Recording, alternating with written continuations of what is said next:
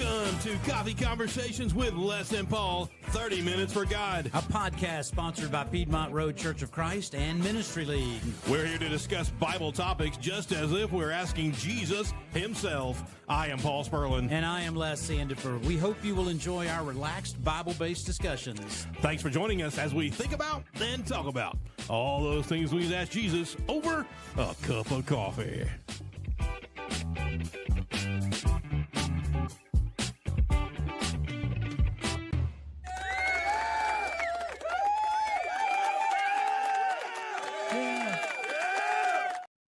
Welcome to Coffee Conversations with Les and Paul, 30 Minutes for God. Wait, they've already had that. I know, but I love doing it. I'm lip syncing it as we go through there. We've been doing this a long time. A long time. About two years? Yeah. Been 2 years? Something 2 like years? that. Yeah. And so it Feels like 22. and everything's changed. It does. And everything's changed. We've allowed graphics and video and things to kind of help us out a little bit to get us there, but the message is still clear from the Bible. And so we do hope you have your Bible with you and open it up to invite the good Lord to be a part of this conversation with us, as we do each and every show, each and every week. Thanks for being with us. Thanks for being with us here live here Wednesday afternoon. Les, what you got? Do you remember when we just recorded it? I do. There was no visual. And we're trying to figure out what's next. Yeah. And there was nothing. Nobody was looking at us. Nobody was looking at us. And now And now they're we're looking at us. live, and they have the opportunity to They do. look at us and chat with us. Mm-hmm. So that being said, We have Chat. moved up. chat with us. Yes. Say something. Yes. Be a part of the conversation. Come join the conversation. That's right. We're still talking about family. Tell them what we're talking about today. We're going to talk about balance in your life, church family and physical family, and kind of the really the idea of what that means. What do you prioritize? And generally, this will probably be a show not as focused on a specific scripture or two. The general principles applied of what God wants from us, though. I mean, we're not separating ourselves from the Word of God, because it's the Never. foundation for the conversation. Gotta have it. But we're not necessarily going to point you to a scripture text for today, but just kind of talk a little bit about this concept. Mm-hmm. It's really some of this comes out of just listening to other people talk. We had an event here yesterday that was put on by the Jenkins brothers. Which you're tagged in, by the way. I am. Didn't know if you noticed that. Yeah. I didn't know. And I saw the pictures on Facebook, but I didn't Paul, Stephanie Sperlin, Jake, and Les and Charlotte Sandifer. look at that. I got tagged in. Pretty cool. But it was a better conference, really focused on preachers and their work. But in general, it benefits all of us. And one of the speakers was It's a family thing. Bill Watkins. I had Atkins in my head. Bill Watkins from Creve Hall up in Nashville. So there were some notes I took, just some bullet point notes that I took that would fit nicely in our podcast. And one of those really had to do with prioritizing. His comment relative to the preachers was how to manage family and church work. And as a preacher, you can get so far down the path that you lose touch with your family, which is really where he was going with it. It was. But that's not really our focus necessarily. Our focus is really more generally related to families and their relationships, physical family and church family, and, balancing the two, because you need both. You definitely need it. You definitely do. You got to have touch points with both. Head of household. So Paul, if your family's not doing church work and appropriately involved, is that on you? Yes. 100%. It is. That's it? No, I got more. Okay, good. Because I was thinking, that's the show. I don't want to have to just ask yes, no questions. I think that there's an influence factor that you have to have, that you as a family unit in your home, well, before you even get married, and this whole season is what that's about. It's about marriage and family and doing it in a godly way, and you prepare for that from the very beginning. And of that relationship. Yeah. And if it's not in your practice to go to church, it's not in your practice to go to Bible study and worship, it's not in your practice to be 100% committed to Jesus and to his kingdom, then there's some work we got to do. Yeah. And I think that's part of it. It's a big part of it, huge part of it. Well, and the question for this show isn't about personal balance. True. It's about family balance. Mhm. But I mean, it starts with personal balance, right? does. So, men, as the head of your household, you have to appropriately prioritize your spiritual life, Right. because that will translate to how they see it. Mm-hmm. I mean, and that's bigger than just whether or not you go to church, right? Oh, I mean, yeah. you're talking about, do you show them that you read the Bible? Do you show them that you Right. pray? Do you pray with them? Do you pray Mhm. individually? Do they know that you take time aside to do those things? But this show's really kind of about you as a family unit and thinking about how you interact with yourselves and fit in the church. How did the things and the practices in your home, in your house, the physical house, how does that translate to what you do in the spiritual house, in God's house? And I think there needs to be some semblance of same, in both to be able to bring it together. Do you think you get the balance right yourself? No, I don't think anybody gets it right ourselves. I think we're always constantly working towards it. You should always be working on it. I'm not saying everybody's a loser. That's not what I'm saying at all. I'm not saying that at all. I'm just saying, do we need a moment? It's something that we need to obviously continue to be working on. That no matter, it's like the question: do you love God enough? No, I don't. I need to love Him more. Do you serve God enough? Absolutely not. Do you give enough? Nope. We're human. We're not Jesus. We're going to talk about that tonight. Yeah, I know. So we're gonna. It's all about heart. Anyway, only the heart, nothing else. The heart for. That's it. But anyway, it's about being able to. Are we enough? No. That's why Jesus went to the cross. That's important. But because He went to the cross, and the bring back from all of that is that I continuously do my very best to reach that. I'm not going to be perfect, and I can't be perfect, but I strive for that. When I say perfect, I'm talking about that spiritual maturity that we need as adults, and what we teach to our children and to the people around us that we love and come in contact with. Do you think, I'm fleshing out this question in my mind as I'm saying it, but do you think God would be happy with a family unit that loves one another and they interact with one another and they have a spiritual component to their lives at home, but they don't necessarily interact with the church family all that much? How do you do that, though? How can you have a spiritual togetherness at home in the physical house, but you have difficulty going to church? I don't understand that. How can you have it in one place and not take it to the other?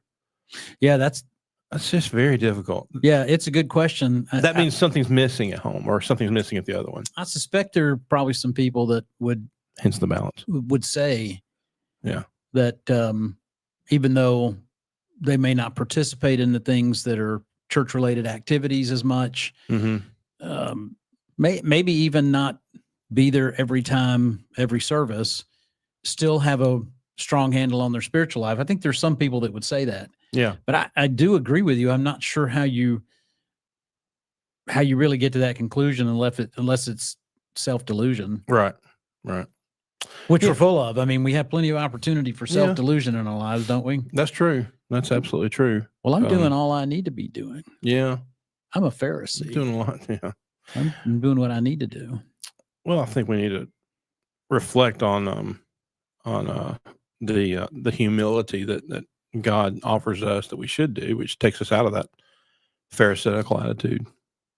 We had the humility part made me think of it. We have opportunities in our lives to see things going on around us and go, it reminds me that there are real challenges in life. Mm-hmm. And those challenges that other people have or that come to you should draw us closer to God. Right. Which brings this other component into it, right? Because when we face those things, it should open the door for us to see more value in the church family, more value in the spiritual thing that comes from having all these other people around you to help you walk the walk that you're walking. But some people go the other direction when they're faced with challenges or adversity. Yeah, that's correct. And then they kind of walk away from church. But I mean, I think when our focus is right, that's what we're doing. We're thinking church with our family. Yeah. And you want it to be together. That brings harmony to both sides. If you practice in that way. Yeah. You go to Micah chapter 6 and verse 8. Yeah, I was curious what you were looking at. He's told you, oh man, what is good? And what does the Lord require of you but to do justice, to love kindness, and to walk in the humility of God?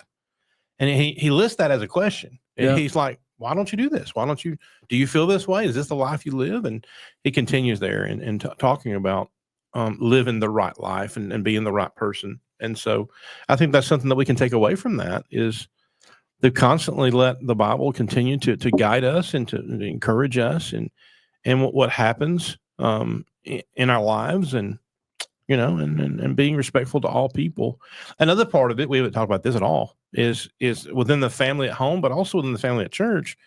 And James talked a little bit about the favoritism thing, but love everybody, be there for everybody. Yeah. Respect everybody. Have your arms open, as Micah mentioned, have your arms open to the humility of God and love kindness, love each other. And so I think that's definitely something that is a takeaway on that, on finding that balance and then bring it home. Because if you have garbage happening at home, you're going to take it with you to church. So I think that helps you to filter out what's going on at home so people don't see that there. Not that you're not transparent. Hopefully you are. We aren't, but hopefully you are. And we create better better images of ourselves on both sides if we keep it the same. If we communicate that and be an open person, honest person. And that's important. Honesty is a big deal. Yep. Sure. So let's talk about the practical. Okay. So let's talk about some specific things maybe that where we can bring our whole family into this picture and really what's going on, right? Because I mean, that's what we're talking about today is just blending your physical family into your church family. So I'm really thinking of a family right now that everybody's involved in the activity, whatever that activity is. Right. So if we're going to go help somebody move, it's a family affair. Yeah. Right? Yeah. I mean, there's opportunities. Charlotte and I don't have kids, but there's an opportunity here where if we're gonna help somebody move, as an example, Charlotte and I both go, and we do that together. If we're going to whatever it is, I mean, if you need to go visit somebody that's struggling, you do that as a family unit. Sure. And now you're bringing the whole. I'm not saying this works for everybody because let's be honest, we do have lives we're living, and so sometimes the kids especially as they get older, are doing some other things. Right. But along the way, maybe there's an opportunity there to do those as a family unit, and that brings them into the church family more and more. Yeah. Not just things like having your kids be involved in the youth group, and that's their thing over there, and you're doing your adult thing over here. That's really what's going through my mind is the practical of bringing all of the family together and into that. Doing stuff together. Yeah. And encouraging each other. But within the church. Within the church, within the kingdom, for sure. And without. What do you think? Well, I think there's times, and this, we just recently moved one of our members, and we weren't, and you and I were working on that, and Charlotte was there, and Stephanie and the kids weren't, but Stephanie and the kids were there at a different time, and so we tag team a lot because of Tyler and his situation. Great point. And they're still involved. So there's things they're still doing their thing. Yeah, things to do. Within the same context of what we were talking about. I mean, they're exactly same project, just not necessarily together. I'd like to take a sidebar here. I want to take a sidebar. Les doesn't. He's not ready for this. But you said something earlier, and it gets me every single time. And I've got to say, I know I'm good live. Or bad. I know I'm live. I mean, it shows your humility. But let me just tell you something. When Les tells y'all they got no kids, it's almost like they're lying. I mean, they didn't, blood and veins pop one out. Let me just tell you something. The impact. I read a bio this morning. The impact this guy and Charlotte has spent in the lives of young people, and even some of them, sorry, they're older people now that they've been able to minister to. They are parents. Okay. They are, with the nieces, the nephews, and other folks' kids and grandkids, and the impact.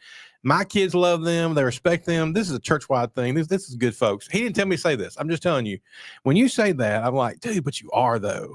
You are, though. Yeah, it's fair. And folks love you for it. It's fair. They just do. Sorry. I just had to say that.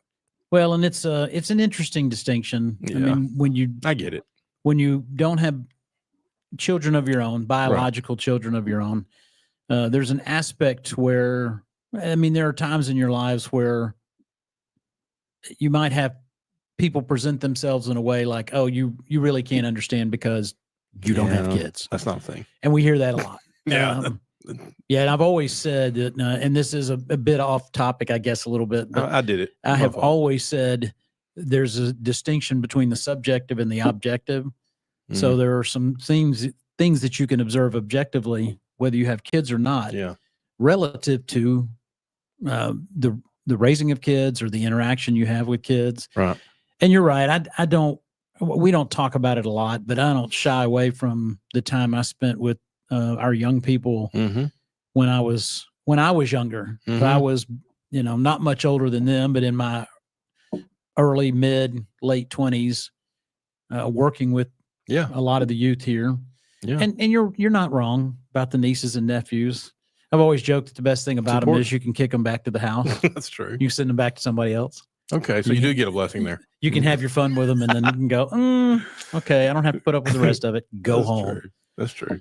But yeah, I appreciate you saying it. Absolutely. No, it's true. And it brings them more balance too, because you talk about the balance the two of you have in your home, but it's also the balance you have with everybody else you're involved with. And our life here, it's different. Maybe other congregations you deal with this too, but this family, this church family we talk about at Piedmont Road, it's not just I'll see you Sunday. I mean, dude, we're together all the time. Yeah. I mean, it is a family, and it exudes that. And I'm telling you, and if you're looking for a church home, I'm telling you, this is the one. Well, and it kind of felt like a sidebar when you said it, but I mean, it's like an epiphany moment just now, because I'm thinking it's not a sidebar at all. No, it's representative of the whole, because when you look at some of our young people here and their relationship to other people that are not their parents, right? Their biological parents, to adults. I'm thinking of a lady that used to worship with us. They're in Tennessee now, but she comes back regularly to visit because this is her church home. That's right. Miss Donna Blair. About the same time, I was really having a lot of relationship with some of the youngsters here. There were some of those same kids that were talking about their relationship with her when they were even younger. So they were going through that time period where they were the little guys, right? 5, 6, 7 years old, but they remember her. And that really is the thing that we're driving to, is this interrelational thing between who your physical family is and their relationship to the church family. And the impact you have on each other. And the impact you have on each other. That's right. Because I can tell you, as much as we might talk about the impact I've had on them, the impact they've had on me is just as significant, even though they were not my own. I had the opportunity a couple weekends ago to marry my niece, technically Charlotte's blood-related niece, but we were super close. And those are the kinds of things that blending your biological family, your physical family with your church family brings a closeness across the board. And if you can get to the older years in your life and reflect back on the relationship you've had with them, or the folks that were older than you when you were younger. Right. And I'm thinking too about something you just said yesterday about how you felt about Bill Watkins, right? And his, I mean, we're more talking mentoring there, but I mean, it's the whole same thing. Yeah. We've got to blend the two. And the more you separate yourself as a physical family from the church family, the less strength you're going to have spiritually. Yeah. It's just not going to happen. So the way in which you carry yourself at home is going to reflect the way you carry yourself at church and the way you carry yourself at work and at play and everything else. And it's important. We talked about intentionality. Yeah. Carry that through everything that you do, and then you're going to find that balance. It's not going to be difficult to discover it. Not that it's lost. We just continuously work towards it to maintain those things. Yeah. So whether your kids are in the house or your kids live in somebody else's place, we still have that opportunity to make that impact in their lives. Yeah. There's a lot of kids this church that we care much about. They don't live in my house, but I want to make an impact in their life too, and vice versa. I want a lot of adults at Piedmont to be people that my kids go to and rely on. It matters, and I think that's the intentionality of love and respect and an honor to God, because of church members and church family, and helping to raise. It's you've heard this before. It takes a community. Well, it takes a church. It takes a church community to help raise a family in the right way, and that's kind of what this is all about. The home and church. The balance we're talking about is the balance of being the same person, the same Christian, the same faithful person everywhere that you go. Yeah. And same with adults. That's right. So, I mean, we kind of segued into our children and the relationship they have with adults. But I mean, let's be honest, when our closest associates as a family, and that's mom and dad, are other Christians, I mean, that's an impact on your kids, but it's an impact on you too as an individual. It helps us stay grounded in our faith, to have that relationship. So the things we do outside of church should involve the people that are inside the building with you, so to speak, that are part of that church family. But one of the things I do outside of this podcast or church family is kind of unrelated to church specifically, because it's band related, playing instruments, a rock band, just doing secular music. It's got nothing to do with church music. But guess what? Everybody in the band is a Christian. That's right. So cool. we don't have to fight the fight of what music are we going to play. Oh, that's inappropriate. Yeah. We don't have to deal with that conversation. We don't have to, if we play live, we don't do a lot of that, but if we play live, we're not going to play at places that challenge us. So, I mean, it just keeps you together spiritually when your house is intertwined, your houses are intertwined. Right. And I think you even said that, I mean, before we came on air, about intertwining the two. And that's really kind of what we're talking about. Absolutely. Keeping the church family and the physical family as united as possible. Right. Well, as we're about to close this down, I do want to say, and we don't do this often because it's in the intro outro, but thank you to Piedmont Road for allowing us to do this show. And thank you to Ministry League for housing our show online. And don't forget to do that. Go to Spotify, go to lifeinchrist.com. And ministryleague.com and find out all this information. But do we want to, as we close out, plug the upcoming season? Go ahead. We're going to have a couple of more episodes to come in August, and then we'll take a break towards the end of August, just probably a week. And then come September, we're going to start a new season, and we're going to roll into our third season together. And the topic's really going to be pretty straightforward: navigating Christianity in today's world.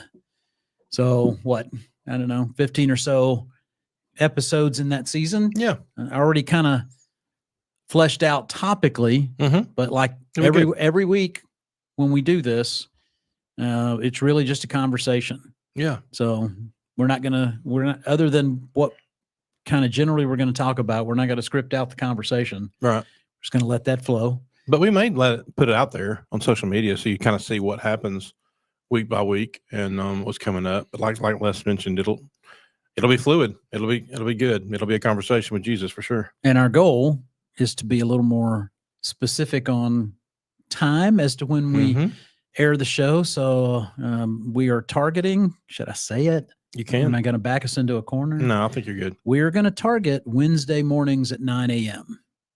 for our air time. Is that right? Yeah. Are you? It depends on if we get here at 9. I would have gone more closer to a 10, 9:30 Okay, or so 10, we're going to but target whatever time Paul says we should 9:30. target. 9:30. Let's do 9:30. Let's go 9:30 or 10, Yeah, sounds good. somewhere in there. I like it.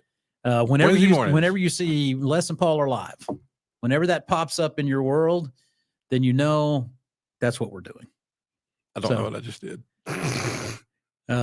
For those that can't see the behind the scenes, Paul just covered up our screen so he couldn't even tell us to quit. No, but I will now. Okay. So yeah, we're looking forward to what happens next season in a couple of weeks, and Yeah. starting in September. What a great month! We'd love to have you along for the ride. So keep hanging in there, and maybe we'll get really focused on that time, and you can Yeah. join us every week at a specific time and leave us comments or reach out to us during the show. That'd be great. Absolutely. And we do look forward to being with you Over. that next cup of coffee.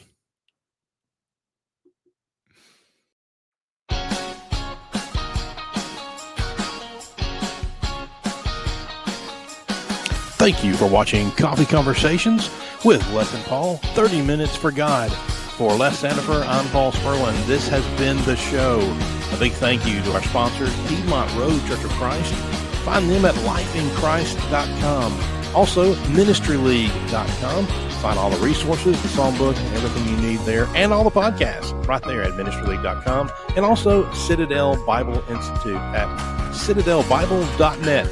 Cast your nets to learn how to preach, teach, connect, and do ministry. We hope that you will tune in next week for another installment of Coffee Conversations with Les and Paul. Thank you for being with us, and we look forward to being with you over that next cup of coffee.